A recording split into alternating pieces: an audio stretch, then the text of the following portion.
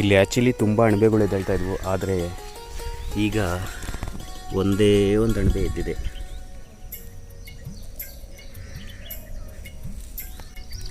ಈ ಎದ್ದಿರೋ ಒಂದು ಅಣಬೆನ ಕೀಳೋದು ಬೇಡ ಪಾಪ, ಬೇರೆ ಎಲ್ಲಾದರೂ ಎದ್ದಿದೆಯೋ ಅಂತ ನೋಡಿದೆ, ಆದರೆ ಈ ಕಡೆ ಎಲ್ಲೂ ಎದ್ದಿಲ್ಲ. ಮೊದಲು ಎದ್ದೇಳ್ತಾ ಇದ್ವು, ಆದರೆ ಇಲ್ಲೆಲ್ಲ JCB ಸ್ವಲ್ಪ ಎಲ್ಲ ಕ್ಲೀನ್ ಮಾಡಿ ಅದು ಇದು ಮಾಡಿದ್ದಾರೆ, ಅದರಿಂದ ಅವು ಎದ್ದಿಲ್ಲ. ಈ ಸಲ ಒಂದೇ ಒಂದು ಅಣಬೆ ಎದ್ದಿದೆ. ಯಾರಿಗಾದರೂ ಬೇಕಾ? ಯಾರಿಗೂ ಬೇಡ ಬಿಡಿ, ಒಂದು ಪಾಪ ಆರಾಮಾಗಿರಲಿ ಅಂತ ಹೇಳ್ತಾ ಹೀಗೆ ಮುಂದೆ ಸಾಗ್ತಾ ಸಾಗ್ತಾ ಸಾಗ್ತಾ ಇದ್ದೀನಿ.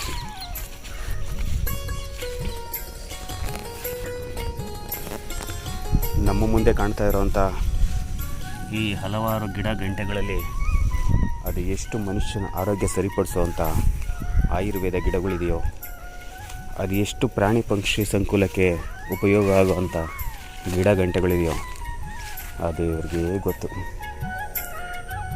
ನಮಗಂತೂ ಅದರ ಅರಿವು ಕಡಿಮೆ. ಪ್ರತಿಯೊಂದು ಗಿಡನೂ ಅದರದೇ ಆದಂಥ ವಿಶಿಷ್ಟತೆಗಳನ್ನ ಹೊಂದಿರುತ್ತೆ. ಬಟ್ ನಮಗೆ ಯಾವುದೋ ಒಂದು ಗಿಡ ಸುಮ್ಮನೆ ಸಿಂಪಲ್ಲಾಗಿ ಕಂಡರೂ ಕೂಡ ಅದರಿಂದ ಒಂದು ದೊಡ್ಡ ಮಹತ್ವದ ಗುಣನೇ ಇರುತ್ತೆ. ಯಾವುದೋ ಒಂದು ಚಿಕ್ಕ ಗಿಡ ಒಂದು ದೊಡ್ಡ ಕಾಯಿಲೆನ ವಾಸಿ ಮಾಡುವಂಥ ಶಕ್ತಿ ಇರುತ್ತೆ.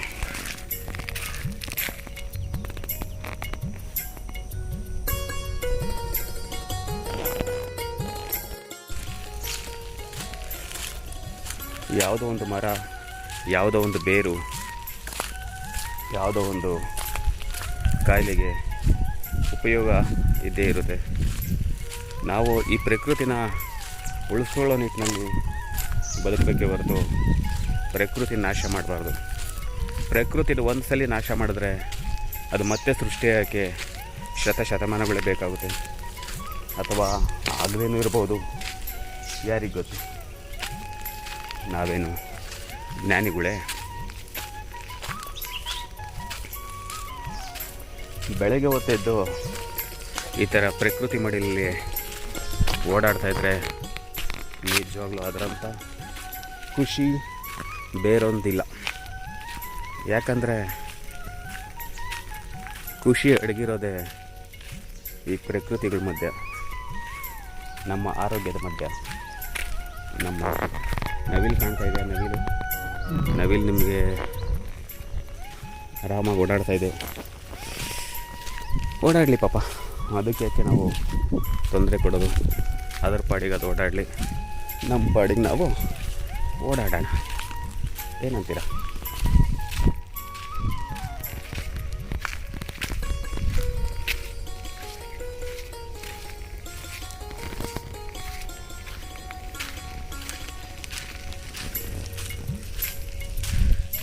ನಿಮ್ಮನ್ನು ಕೂಡ ಇವತ್ತು ಈ ಪ್ರಕೃತಿ ಮಧ್ಯೆ ಕರ್ಕೊಂಬಂದಿದ್ದೀನಿ ಅನ್ನೋ ಖುಷಿ ಇದೆ ನನಗೆ. ನಾನು ಹೋಗೋ ಇನ್ನೂ ತುಂಬ ಕಡೆ ನೀವೆಲ್ಲ ಬರ್ತೀರ ಅನ್ನೋ ನಂಬಿಕೆ ಇದೆ. ಆ ನಂಬಿಕೆ ನನಗೆ ಗೊತ್ತಾಗಬೇಕು ಅಂದರೆ ನೀವು ಚಾನಲ್ನ ಸಬ್ಸ್ಕ್ರೈಬ್ ಮಾಡಬೇಕು, ಲೈಕ್ ಮಾಡಬೇಕು, ಶೇರ್ ಮಾಡಬೇಕು, ಬೆಲ್ ಬಟನ್ ಒತ್ತಬೇಕು. ಇಷ್ಟೆಲ್ಲ ಮಾಡಿದ್ರೆ ಓ ನನ್ನ ಜೊತೆ ಇವರೆಲ್ಲ ಬರೋಕ್ಕೆ ರೆಡಿ ಇದ್ದಾರೆ ಅಂತ ಹೇಳ್ಬಿಟ್ಟು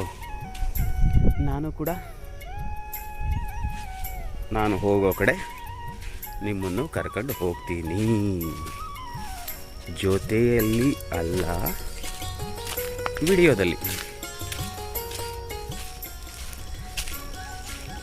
ನಾನು ಹೋದರೆ ನೀವು ಕೂಡ ನನ್ನ ಜೊತೆ ಬಂದ ಹಾಗೆ ವಿಡಿಯೋ ನೋಡಿದ್ರೆ ಅಂತ ಹೇಳ್ತಾ ನನ್ನ ವಿಡಿಯೋನ ಇನ್ನೂ ಮುಂದುವರಿಸ್ತೀನಿ ರೀ.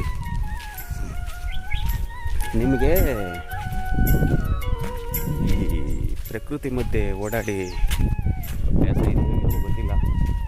ನಾನೀಗಂತೂ ಚಿಕ್ಕ ಹುಡುಗನಾಗಿಂದ ಅಭ್ಯಾಸ ಇದೆ.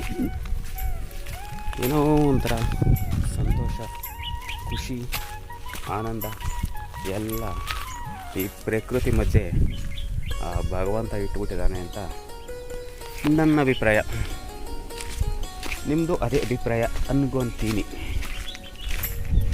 ಯಾಕಂದರೆ ಪ್ರಕೃತಿ ಇಲ್ಲದೆ ನಾವು ನೀವೆಲ್ಲ ಒಂದು ನಿಮಿಷನೂ ಕೂಡ ಈ ಭೂಮಿ ಮೇಲೆ ಇರೋಕ್ಕಾಗಲ್ಲ ಕಣ್ರಿ.